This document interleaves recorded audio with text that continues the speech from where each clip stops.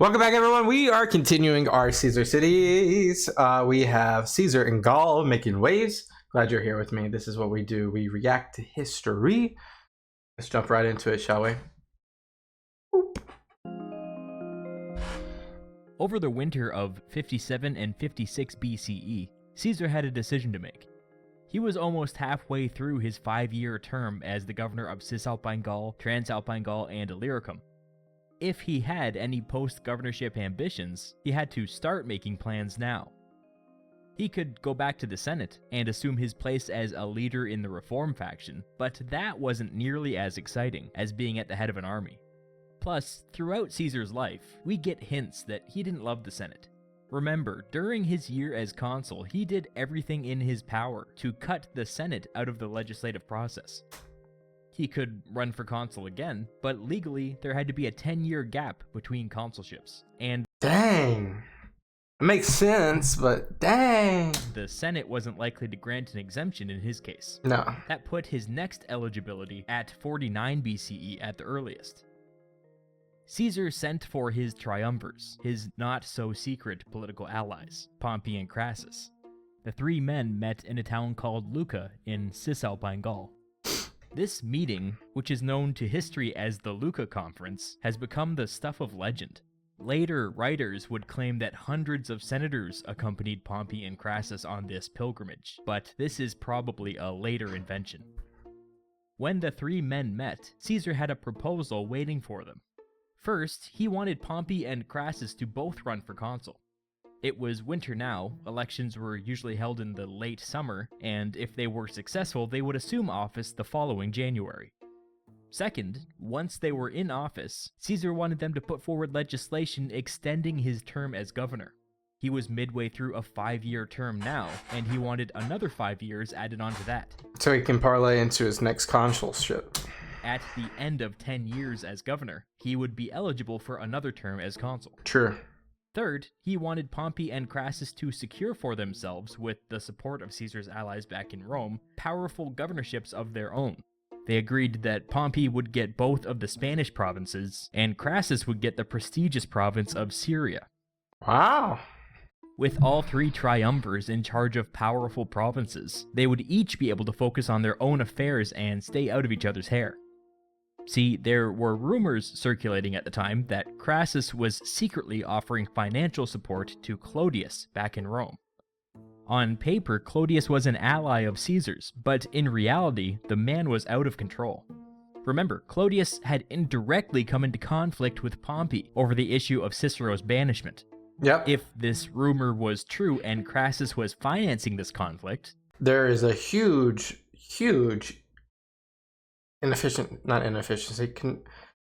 discrepancy within who is for who. It means that the triumvirate was beginning to crumble.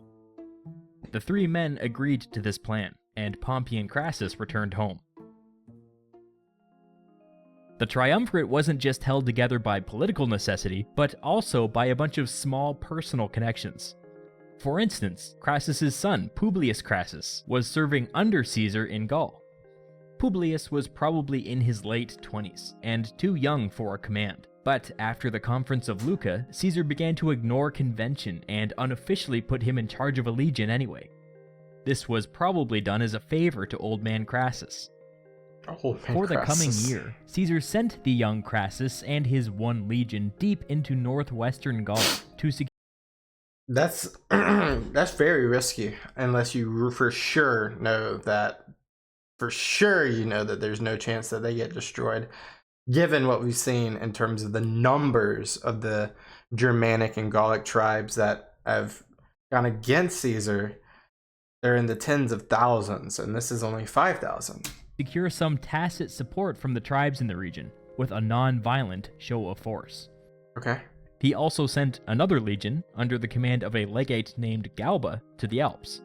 By the way, this Galba's son's son's son would be a future Roman emperor. Galba's job was to set up permanent outposts, which would protect travelers from the Gauls living in the mountains. As it was now, traveling through the Alps was extremely dangerous, especially for traders. If Caesar was planning on being in Gaul for another 7+ years, he wanted to make it as easy as possible for goods to get in and out of Italy. Makes sense. While constructing one of these mountain outposts, Galba's legion was attacked by the native Gauls, and for a time they were completely surrounded. But Galba kept his cool and broke out in a surprise attack, which won him the day. With one legion busy establishing a safe route through the Alps, and another legion making peace with tribes in northwestern Gaul, Caesar in his commentaries says that Gaul was reduced to a state of tranquility. This marks a bit of a turning point in Rome's relationship with Gaul.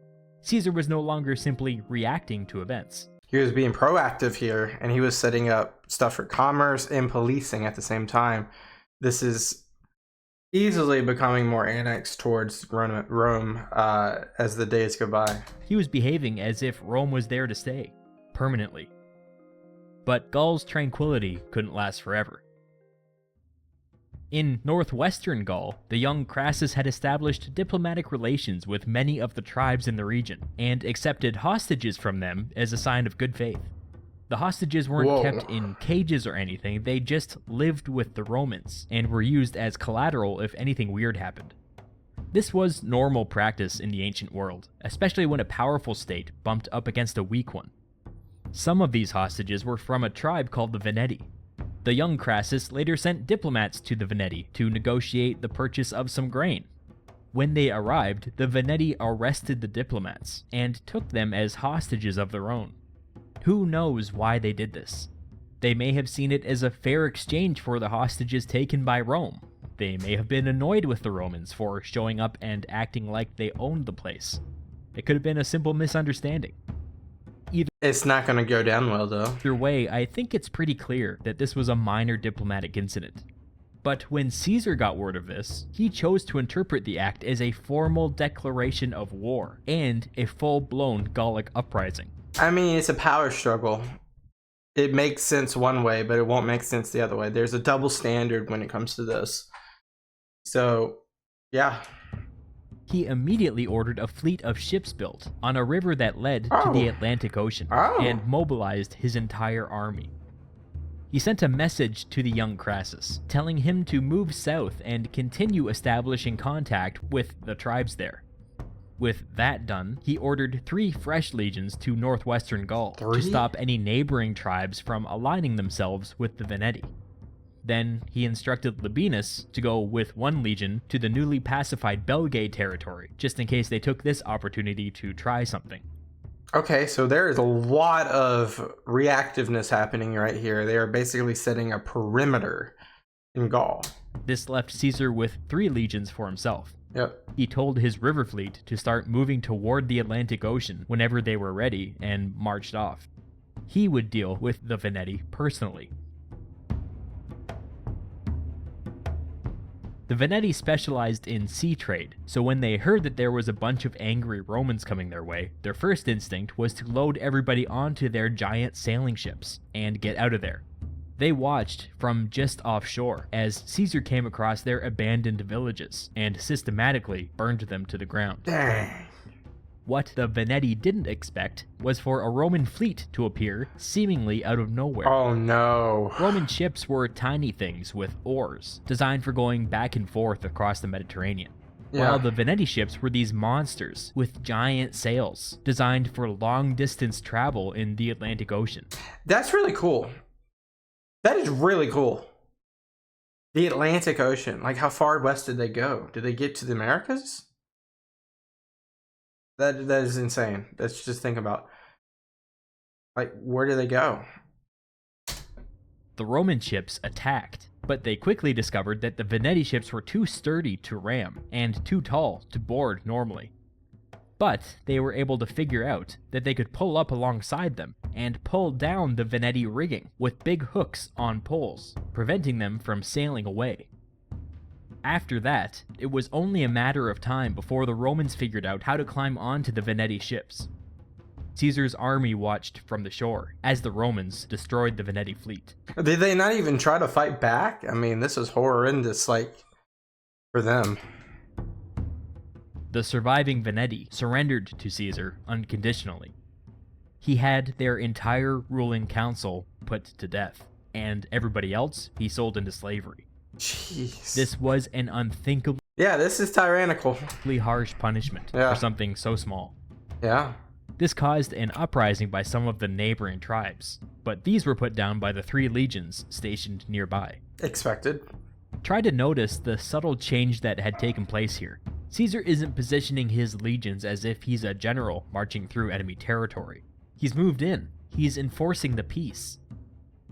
With only a short time left in the campaigning season, Caesar marched toward Belgae territory.